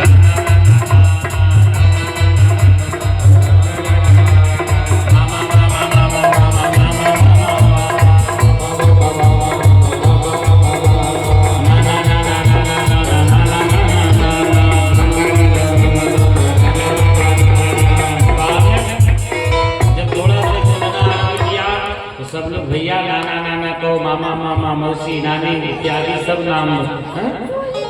तो बालक कहता है नाना नाना। जब बालक बड़ा होता है तो माता पिता कहते हैं कि भैया यहाँ से जाकर के कुछ सामान लेके आओ। वही बालक कहता है कि पिताजी माताजी जब हम छोटे से थे तो आप ही सिखाते थे नाना नाना नाना।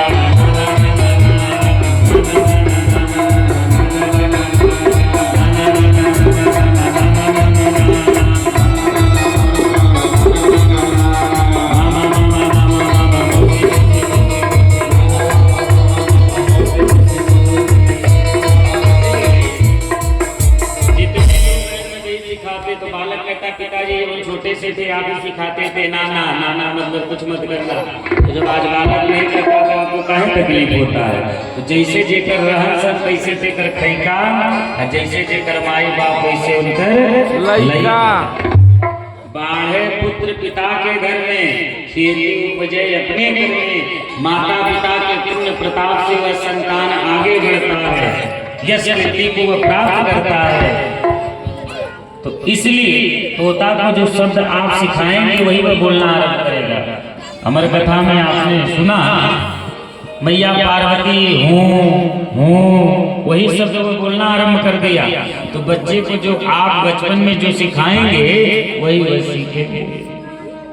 इसलिए बच्चों को सिखाना चाहिए कि सीताराम सीताराम सीताराम कहिए, जाए तेरा तेरा ताही सीताराम सीताराम सीताराम कहिए,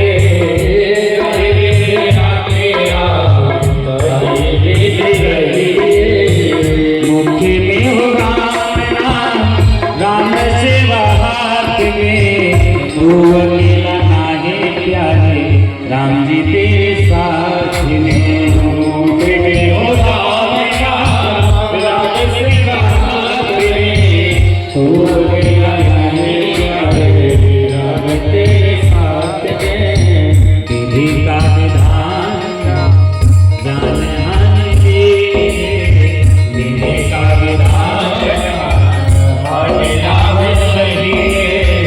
जाहि वेद राखे राम ताहि वेद राखे, सीताराम सीताराम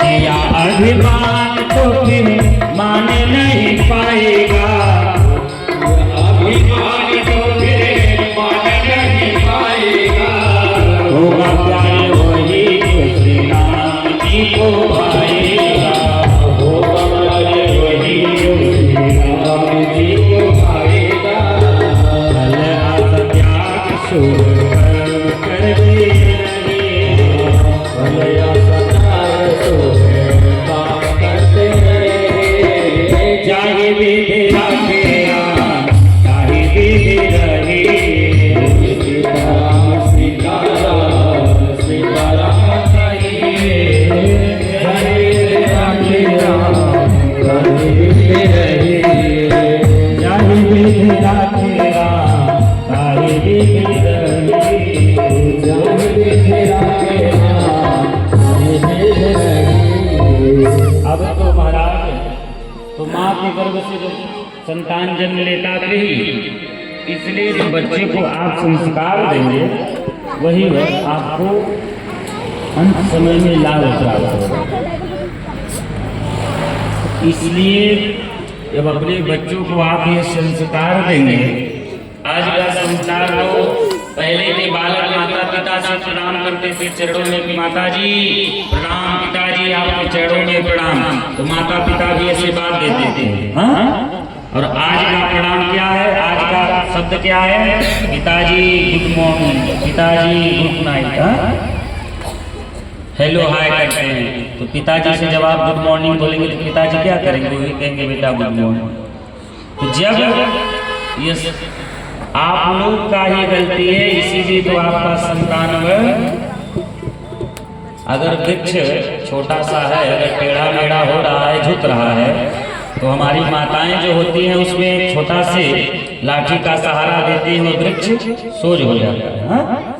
तो अभी वो कुछ बिगड़ा नहीं है, उसका सुधार कर लीजिए, नहीं तो जब वह एक बार झुक जाएगा, टेढ़ हो जाएगा, तो फिर सोज नहीं होगा, चाहे काटिए चाहे पीटिए चाहे जैसा तैसा करिए। बड़ा हुआ तो प्यार हुआ जैसे पेड़ करिए। पढ़ लेना यह बहुत बड़ी बात नहीं है, भीतर संस्कार हो जाना यह बहुत बड़ी बात है। तो पहले के लोग माता पिता को प्रणाम करते थे, वो आशीर्वाद देते थे भैया खुश रहो, परंतु आज का प्रणाम भी गजब है।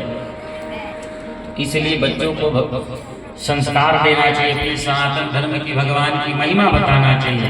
तो माँ के गर्भ में जब बालक रहता है तो जो माता जैसा करती है वैसा वह पुत्र या पुत्री वैसा प्रभाव। माताएं जब चोरी करते तो वही बच्चे चुट्टी चुट्टा जन्म लेते हैं, झूठ बोलते हैं तो एक खुद झूठा होंगे, हर बात के झूठ बोलेंगे। और झगड़ा करेंगे अगर उस समय गर्भवती के समय तो हमारा झगड़ालू होगा, चाहे झगड़े चाहे झगड़ालू हो। तो इसलिए 9 महीना तक बहुत पवित्र बन करके रहना चाहिए, भगवान का नाम लेना चाहिए, सत्कर्म करना चाहिए, दान करना चाहिए, पुण्य करना चाहिए, संत ब्राह्मण सेवा, माता पिता सास ससुर सेवा करना चाहिए। आज सास ससुर भी परेशान हैं और बहू भी परेशान है। सास का नाम ही सास लेना देना बंद कर दे, उन्हीं का नाम है सास। बहु रूप से जब आ गई तो ये सब कुछ मेरा ही हो जाए, सब कुछ तो हो जाए, सबसे पहले पति मेरा हो जाए। जब पति मेरा हो जाए तो सब कुछ मेरा अपने आप हो जाए। शास्त्र कहता नारी निंदा मत करो, नारी नर के खान, नारी से पैदा हुआ ध्रुव पहला। नारी का निंदा नहीं करना चाहिए, परंतु नारी को ऐसा काम भी नहीं करना चाहिए जिससे परिवार में कुटनस हो जाए। बैठल भोजन मंगिया, आज की बहू क्या बैठल भोजन मंगिया, वही सास से कहिए तो काम न कराओ, ननद से कहिए तो भोजन बनावा, और ससुर से कहिए तो लड़का खिलावा, और पति से कहिए तो पैर दबावा। आज का समय तो इसलिए संस्कार देना बहुत जरूरी है। चश्मा जिस कलर का लगाएंगे संसार वैसे ही दिखेगा। इसलिए बालक को जो भगवान की महिमा बताएंगे कि भैया राम जी ऐसे थे, रोज सुबह पिता के माता के चरणों में प्रणाम करते थे। राम जी अपने पिता की आज्ञा का पालन करने के लिए जिस धर्म पे सारा राज्य गया, पिता तुल्य का देहांत हुआ, जिस धर्म के भाई भरत छूटा, सीता प्यारी का। जब आप बताएंगे, जब आप अपने बच्चों को यह संस्कार देंगे कि माता जानकी सास ससुर को पहले भोजन कराती थी, तब उसके बाद लास्ट में पाती थी। जब आप बताएंगे नहीं तो वही होगा देवता न पितर आया न सास न ससुर न देवी न देवता, खा पी करके टंचे रहेंगे। दूसरे की बात छोड़िए, हमारा एक भांजा है सोनौली बॉर्डर जो है वहाँ तनवा है, जिला महाराजगंज। अभी 25 नवंबर से 23 नवंबर कथा चल रहा था हमारा नौसड़ में, भिलौरा गांव में, पहाड़ी लोग हैं। वो कथा तो निरंतर चलता रहता है आपके आसपास इस क्षेत्र में। और हमारे यजमान, कथा कराने वाले यजमान जी बैठे हुए हैं यहाँ, जो 22 अप्रैल से 30 अप्रैल पुनः यहाँ कथा हो, और आगामी कथा 20 फरवरी से 28 फरवरी दिहवा बाजार में चलेगा। कथा तो जून तक है, निरंतर ठाकुर जी की कृपा से चलता रहता है। तो भांजे का शादी हुआ, याद आ गया। ये दिन दीदी जी से बात हुआ तो हमने पूछा कि दीदी बहू आपका सेवा कर रही थी, तो कह रहे भैया वो तो सबसे पहले भोजन ले लेती, बाद में पूछती है मम्मी जी भोजन कर लीजिए। हे भगवान, तो ऐसा नहीं करना चाहिए। आप सोचिए, आपको वही सास के द्वारा आपको एक जीवन साथी मिला और आप उसी जीवन साथी को उसके माँ से छुड़वा देते हैं, और एक दिन जब आपका संतान आपको छोड़ के जाएगा तो कितना तकलीफ होगा। इसलिए अगर आप किसी के साथ गलत करेंगे तो आपके साथ भी गलत होगा। माता पिता ये बार बार नहीं मिलेंगे भैया कि रुपया पैसा लाख कमेगा सुंदर रंग महल बनूंगा। रुपया तो खूब कमा लेंगे, रंग महल बना लेंगे, लेकिन माँ बाप का वक्त नहीं मिलेगा। इसलिए महाराज इधर कयाधु देवी के गर्भ में भगवान बालक पल रहा है। नारद जी प्रेम से कथा सुना रहे हैं, अब कयाधु जी भी सुन रही हैं, बालक भी सुन रहा। समय बीतता हुआ गया, उसके गर्भ से एक सुंदर सा बालक का जन्म हुआ। नारद जी के द्वारा इस बालक का नाम कर्ण हुआ, नाम रखा गया भक्त प्रहलाद। बोलिए भक्त प्रहलाद राक्षस कुल में भक्त प्रहलाद। अब वह कुल को ही तार देंगे। एक वह संतान होते कि माता पिता को मान सम्मान यश प्रतिष्ठा कमाए हैं, संतान ने जन्म लिया सब नष्ट कर दिया, और एक संतान वो भी होते हैं कि माता पिता के यश को खूब बढ़ाते हैं, जय जयकार होता है कि भैया फलाने का लड़का बहुत बढ़िया है, माता पिता का सेवा करता है। तो ये बहुत अमूल्य चीज है। अब तो इधर हिरण्यकश्यप ने कहा कि कोई भगवान का पूजा नहीं करेगा, संत महात्मा सबको मारने लगा, सबको प्रतिबंध लगाने लगा, यज्ञ अनुष्ठान कहीं यज्ञ अनुष्ठान नहीं होगा, सब बंद कर दिया जाए। तो ये जो राक्षस होते हैं उन्हें कथा पूजा पसंद नहीं है। वह राक्षस होते हैं कि जो रुकावट करते हैं कि यहाँ मत करो, ऐसा मत करो, वैसा मत करो। तो वह हिरण्यकश्यप कहता कि यज्ञ पूजा नहीं करना है, कहीं अगर भगवान का नाम सुनाई दिया जो लिया उसको बहुत मारा जाएगा। यह धृतराष्ट्र सबको बहुत कष्ट दिया। अपने घर लौट करके जब आया तो महाराज भक्त प्रहलाद को देखा, बड़ा प्रसन्न हुआ। भक्त प्रहलाद को भी ये पिता हिरण्यकश्यप बताने लगा कि बेटा इस संसार का भगवान तुम्हारा पिता हिरण्यकश्यप है। अब भक्त प्रहलाद छोटे से रूप में जप तप इन्हीं का नाम ले रहे हैं।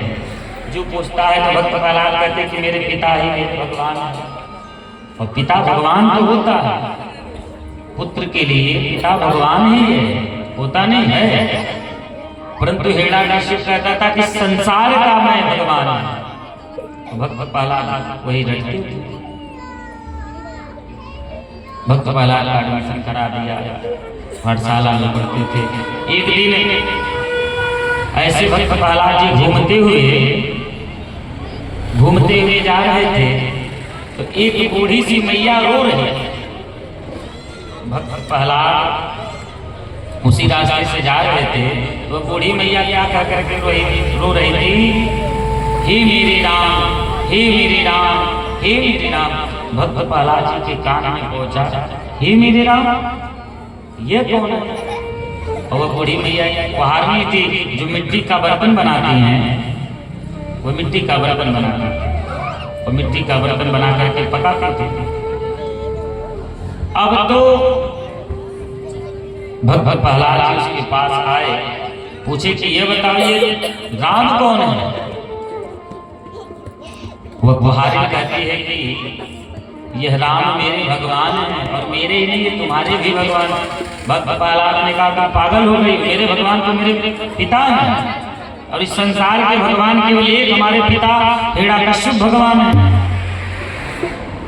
कुहारी मैया ने कहा बेटा असली भगवान राम है, जिसने तुमको बनाया और जिसने तुम्हारे बाप को बनाया, तुम्हारे पिता को बनाया। केवल एक सत्य मेरे राम सत्यचित आनंद भगवान का स्वरूप बताया। भगवान का स्वरूप है सत्यचित आनंद। सत्य केवल भगवान, चित भगवान में लगाइए, सत्यचित आनंद। आनंद भगवान के नाम में, भगवान की कथा में ही है। भगवान के नाम तुलसी सदाए विचार करे, हरि नाम बिना सब जीव दुखारी। भगवान का नाम लेने से संसार में सुख सत्यचित आनंद। महाराज कुहारी मैया ने कहा कि तुम्हारे पिता को जिसने बनाया वही मेरे राम, और मैं इसलिए रो रही हूँ जो ये मिट्टी का पात्र मैं बना रही हूँ, मैंने ध्यान नहीं दिया। इस मिट्टी के पात्र को बना करके हमने अग्नि में डाल दिया तपाने के लिए, पकाने के लिए।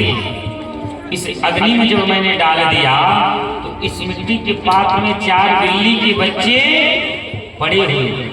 दर्शन करिए, इस मिट्टी के पात्र में 4 बिल्ली के बच्चे इसी में पड़े हुए। और मैं अपने राम से कह करके पुकार रही हूँ कि मेरे लाज को बचाइए, मेरे लाज रखो तो जानो, मेरे लाज बचे तो जानो। भक्त प्रहलाद ने कहा तुम पागल हो गई हो, अग्नि में अगर यह मिट्टी में और इस मिट्टी के पात्र अग्नि में पड़ गया है और इसमें बिल्ली के बच्चे हैं तो इसे तो कोई बचा नहीं सकता, इसे कोई नहीं बचा सकता। जब ये अग्नि में पड़ गया है तो इसे कोई, ये तो खत्म हो जाएगा। बूढ़ी मैया ने कही अगर तुम्हारे पिता में अगर इतना शक्ति है तो इस बिल्ली के बच्चे को अग्नि से बचा ले तो मैं मान जाऊंगा कि तुम्हारा पिता भगवान है। भक्त प्रहलाद कहते तुम पागल हो गई हो, इसे कौन बचा पाए, इसे कौन बचा पाएगा, मेरे पिता नहीं बचा पाएंगे, ये तो अग्नि में बिल्ली के बच्चे पड़े हुए।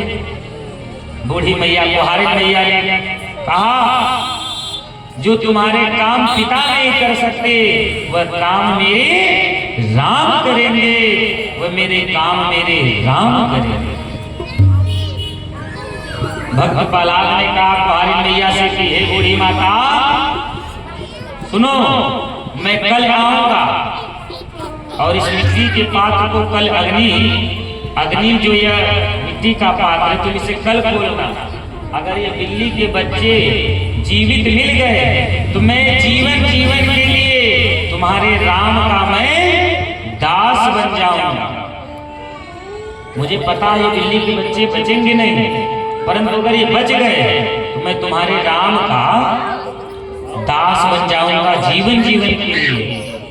ऐसे कह करके भक्त प्रहलाद चले गए और कहे अगर नहीं बचे तो मैं तुम्हारा ये शीश काट करके शरीर से अलग कर दूंगा। अब तो प्रहलाद कह करके चले गए।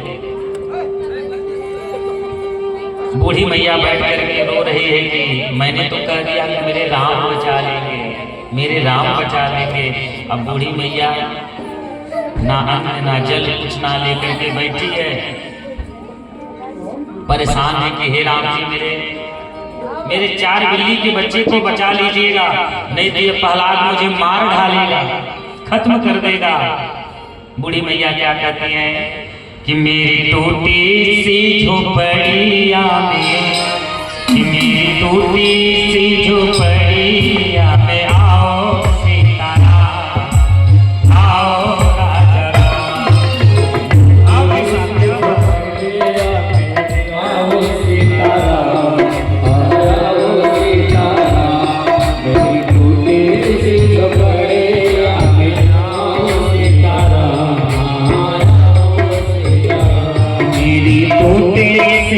झोपड़िया में, मेरी टूटी सी झोपड़िया में आओ सीताराम, आओ राजा राम, मेरी टूटी सी झोपड़िया में आओ सीताराम, आओ राजा राम,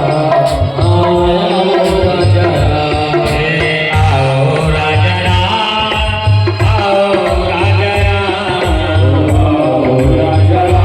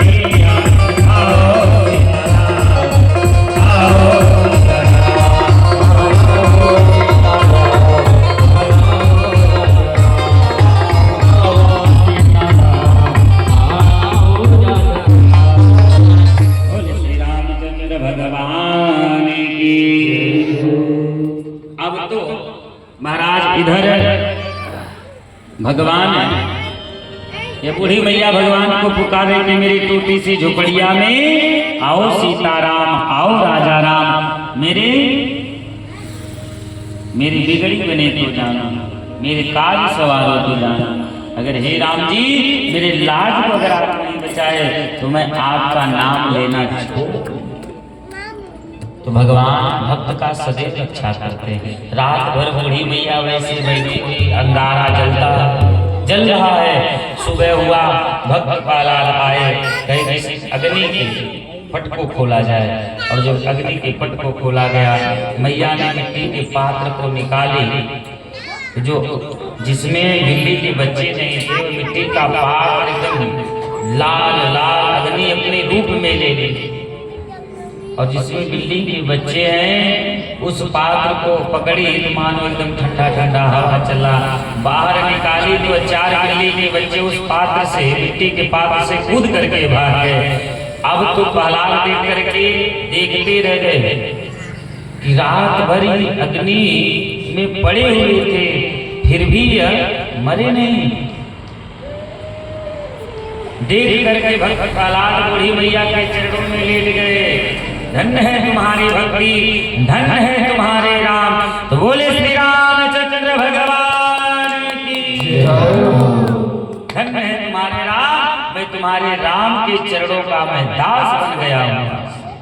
उसी समय भक्त प्रहलाद जी भगवान पे इतना विश्वास रख लिए, इतना विश्वास रख लिए कि अब तो एक बेल कारण केवल भगवान का ही नाम ले रहे। तो बूढ़ी मैया भी खुश हो गई कि धन्य है प्रभु, आप मेरे लाल को बचा जाए। अब भक्त प्रहलाद कहते कि मुझे पता चल गया कि संसार का भगवान कोई नारायण है। एक दिन हिरण्यकश्यप ने बुलाया, प्रहलाद को अपने गोद में बिठाया कि बेटा, जो तुम्हें गुरु जी ने पढ़ाया है तो थोड़ा बताओ। अब भक्त प्रहलाद कहते हैं पिताजी, मैंने सारे संसार का सार पढ़ लिया, मैंने अमूल्य रत्न पा लिया। हिरण्यकश्यप कहता है बेटा क्या? भक्त प्रहलाद कहते हैं ओम नमो भगवते वासुदेवाय,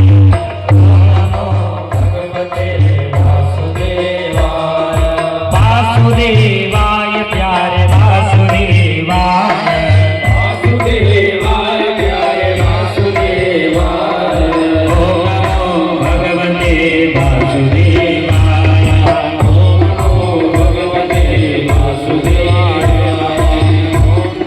भगवते वासुदेवाय। अब तो महाराज हिरण्यकश्यप ने जब सुना कि ओम नमो भगवते वासुदेवाय, मेरे दुश्मन का नाम ले रहा, उठा करके फेंक दिया। मैया दयाल हुआ करके हृदय से लगा दिया। उसी समय हिरण्यकश्यप ने आदेश दिया कि तुरंत इस भक्त प्रहलाद को मार दिया जाए। सैनिक अस्त्र शस्त्र लेकर के मारना आरंभ कर दिए, परंतु कुछ भी नहीं हुआ। जानते हैं क्यों? भगवान से लगन लगा दी। इसलिए कि जिसका लागे लगन भगवान से, उसका दिया जलेगा तूफान। जिसका लागे लगन भगवान से, दिया जलेगा तूफान। जिसका लागे लगन भगवान से, उसका दिया जलेगा तूफान। जिसका लागे लगन भगवान से, उसका दिया जलेगा तूफान। इस प्रकार से प्रहलाद का लगन भगवान से लग गया था। अब हिरण्यकश्यप ने भोजन में जहर मिला दिया, तब भी कुछ नहीं हुआ। सांपों की झुंड में उठाकर फेंक दिया, तब भी कुछ नहीं। पहाड़ों पर से उठाकर फेंकवा दिया, तब भी कुछ नहीं हुआ। अस्त्र शस्त्र से मारने का प्रयत्न किया, तब भी कुछ नहीं हुआ। खोलते हुए नील में बैठा दिया, तब भी कुछ नहीं हुआ। जहर मिला दिया, परंतु मानो कुछ नहीं हुआ। क्यों? भगवान के प्रति प्रेम लगा था। अब तो ये बहुत परेशान हो गया, उदास हो गया। उसी समय हिरण्यकश्यप की बहन होलिका देवी आकर घूमते हुए, भैया आपका चेहरा इतने उदास क्यों है? हिरण्यकश्यप ने कहा बहन, ये मेरे कुल में दुष्ट चंडाल जन्म ले लिया। क्या हुआ? यह मेरा नाम नहीं लेता, मेरे शत्रु का नाम लेता है, और मैं इसे मारने का प्रयत्न किया, परंतु ये मरता ही नहीं। होलिका देवी कहते हैं कि मुझे अग्नि देवता मुझे वरदान दे कि मैं अग्नि में जल नहीं सकती। अगर आपके आदेश हो तो मैं इसे अग्नि में जला करके खत्म कर।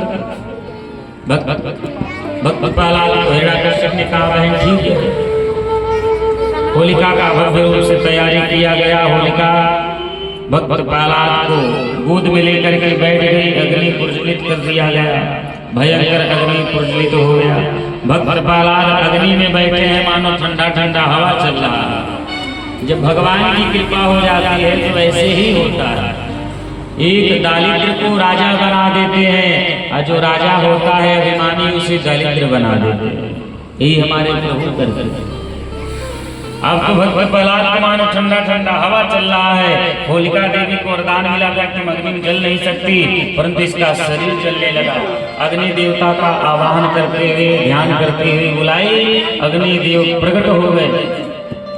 उसके बाद कहते कि प्रभु आप मुझे वरदान दिए थे मैं अग्नि में जल नहीं सकती, तो मैं कैसे जल रही हूँ। उसी समय अग्निदेव कहते हैं कि मैंने तुम्हें इसलिए वरदान दिया था कि कहीं भगवान का भक्त अगर जल रहा है तो उस अग्नि में प्रवेश करके उसे बचा लेना। मैंने वरदान इसलिए नहीं दिया था कि भगवान के भक्त को ही तुम झोंक देना, जला देना, खत्म कर देना। इसलिए तुम्हारा काम अधर्म का है, इसलिए तुम्हारा सर्वनाश होना है। उसी समय होलिका देवी जल करके भस्म हो गई। बोलो गोविंद भगवान। इस प्रकार से होलिका देवी जल करके भस्म हो गई और भक्त प्रहलाद उस रात के ढेर से निकल के बाहर जाने लगे।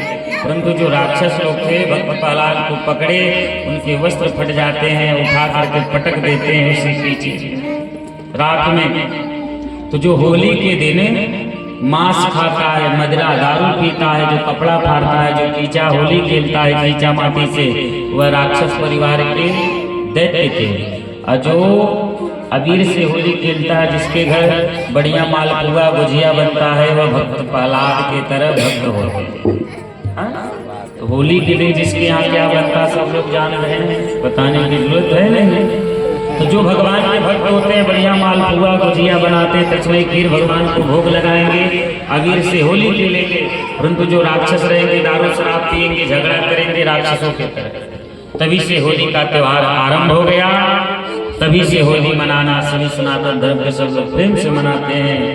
ये होली खेले रघुवीरा वद में, होली खेले रघुवीरा, होली खेले रघुवीरा वद में, होली खेले रघुवीरा, होली खेले रघुवीरा वद में, होली खेले रघुवीरा, होली खेले रघुवीरा वद में, होली खेले रघुवीरा, होली खेले मसाने में शिव, होली खेले मसाने में, होली खेले मसाने में शिव, होली खेले मसाने में, हरि शिव खेले सब कर सब खेले,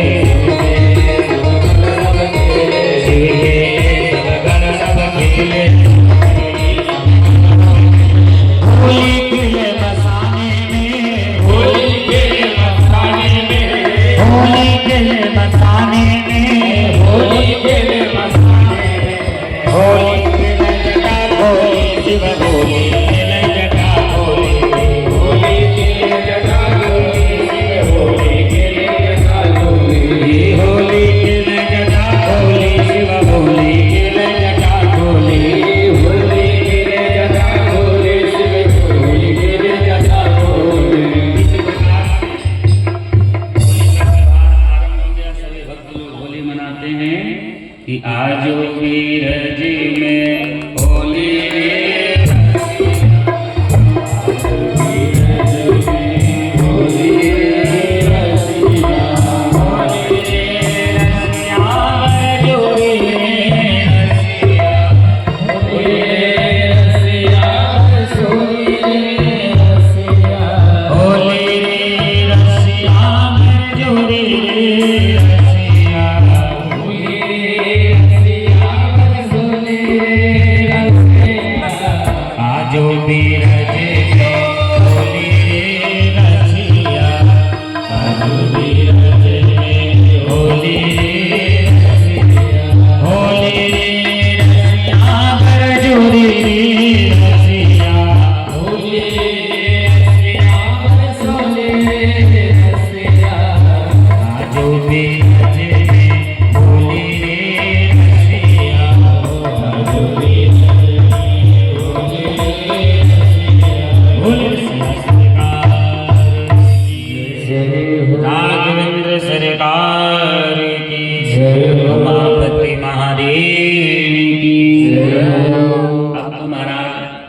होली का त्योहार आरंभ हो गया। सभी भक्त लोग प्रेम से होली का त्योहार मनाते हैं। जो राक्षस परिवार के थे वो मदिरा पान करते हैं, मांस भक्षण करते हैं। जो भक्त प्रहलाद होते हैं बढ़िया भगवान की मालपुआ गुजिया बनाते हैं। उसी प्रकार उसी समय हिरण्यकश्यप ने भक्त प्रहलाद को खड़खड़ में बांध दिया, कहा तुम अपने नारायण को बुलाओ। तब भक्त प्रहलाद कहते हैं पिताजी हमारे नारायण तो खड़खड़ में जल जल में पत्ते पत्ते में जहाँ आप खोजिए वहीं पाएंगे। हरि व्यापक सर्वत्र समाना प्रेम से प्रकट हूँ मैं जाना भगवान हरि व्यापक है। अब तो खड़खड़ से महाराज हिरण्यकश्यप तलवार लेकर के जो ही मारने चला भगवान गरजते हुए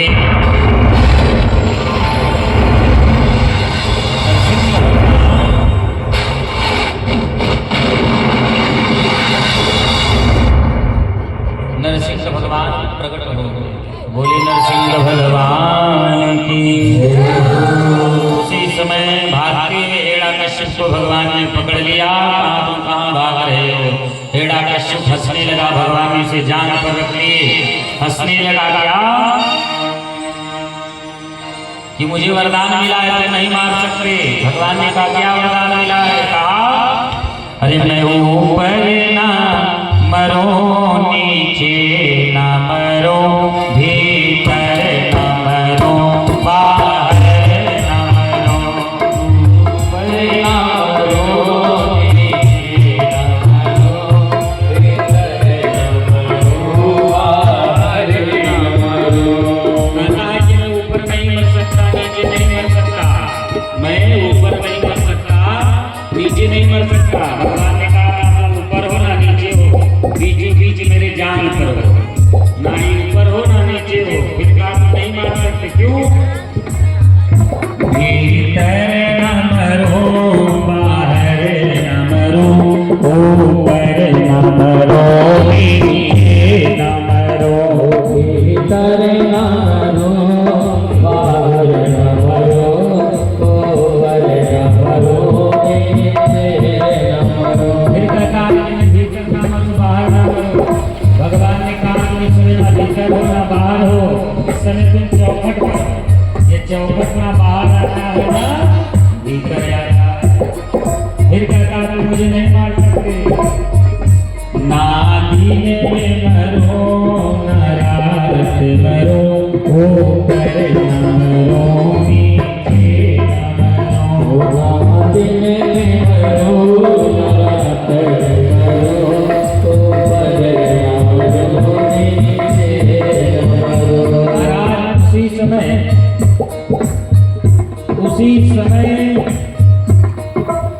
कहता है कि मैं दिन में ना मरूं रात में ना मरूं। तब भगवान कहते भैया ना दिन है ना रात है, क्या है? गदगदिया गोधुल। यह गदगदिया का समय है, गोधुल है। अब गोधुल के समय ना दिन में आता है ना रात में आता है। और इस समय चार काम नहीं करना चाहिए, भोजन नहीं करना चाहिए, सोना नहीं चाहिए, पति पत्नी को संभोग नहीं करना चाहिए, और चौथा बच्चों को पढ़ना लिखना नहीं चाहिए। इसलिए कि जो इतने समय गदगदिया के समय गोधुल के समय जो पति पत्नी संभोग करते हैं उस समय का संतान बड़ा ही भयंकर होता है। ये हिरण्यकश्यप जो है उसी समय का संतान है, इसलिए इतना भयंकर दुराचारी भयंकर पापी बना हुआ है। अब कहता है कि मैं दिन में ना मरूं रात में ना मरूं। भगवान ने कहा ये गोधुल का समय है। कहता तभी मुझे नहीं मार सकते। क्यों? मानो से मरो ना दानों से मरो, मानव से मरो ना दानों से मरो ऊपर न मरो नीचे न मरो ऊपर न मरो नीचे न मरो। महाराज कहता है कि मैं मानव से ना मरूं दानों से ना मरूं। भगवान ने कहा मैं मानव का रूप लेकर आया हूँ, मैं दानों का नर और सिंह का रूप है। फिर कहता मैं शस्त्र से नहीं मरूं, मैं तीर धनु फरसा गड़ासा किसी चीज से नहीं मर सकता।